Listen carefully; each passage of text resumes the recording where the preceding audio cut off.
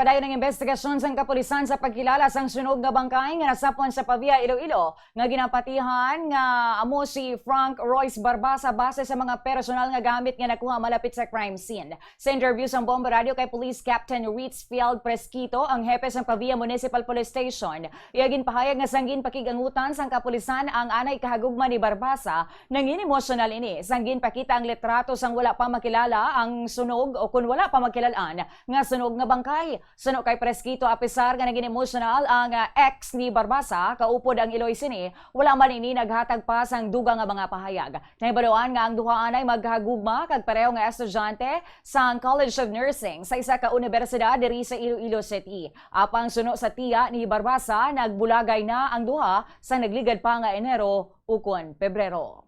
Medyo naging emosyonal ng babae, kaga doon hindi tira silang interview, kaga doon wala sila sa bar. Emotional ka sir. Samtang ginawala na sir ang DNA test result, nakandak pagit kami sir sa backtracking sa graph, naging sakya niya alin sa balay niya, tanawon ta kung paano siya nakalabot ang iyang ID, paano nakalabot ng subdivision. Sundo sir sa tita niya, hindi man nila ma-ascertain, pero dira-dira ano sir sa January or February. This year. Sila natin ibanduan nga si Frank nagpag-green dito, nakalabot na yung ID. Kaya dito man nila doon nabalaan niya ang ex niya sa green dito, sa green start isang una taga San Lorenzo sa lapat na. Si Police Captain Ritzfield Presquito. Sunod naman sa malapit nga biyan sang pamilya Barbasa, nag-communicate ang nagkahagugma ni Frank Royce Barbasa apat kadlaw antes ang insidente kag nagpahayag nga luyag sini makigistorya sa iya. Sa interview sang Bombo Radio kay Ray Rico, isa ka family friend sang pamilya Barbasa, ginpahayag sini nga ginplano kung tani ni Barbasa nga mag-overnight sa balay sa Iabyan sa Pavia antes magpauli sa Rojas.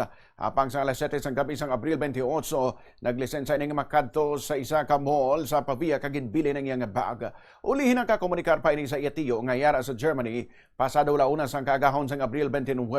Sa mga alas 4 sang kagahon sang amuman nga adlaw, dito na may nasapuan nga sunog nga bangkay sa lugar. Nagwa sa investigasyon nga sang alas 5:03 makarigal sa alas 5 sang hapon sang Abril 28, naghaling si Barbasa sa ila ginatiniran sa kaisang Blue Suzuki sedan nga ginapatihan nga grab vehicle, apang wala na ibaluan sa iya pamilya kung diin gidini nagkadto.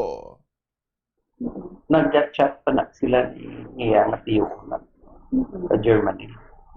Kaya nauntat na siya sing 9 o'clock at sing gabi nga na 28. Kaya natulugan ang bata ni kay Kapoy. So nag-chat siya pero wala ta ma-determine kung diin siya.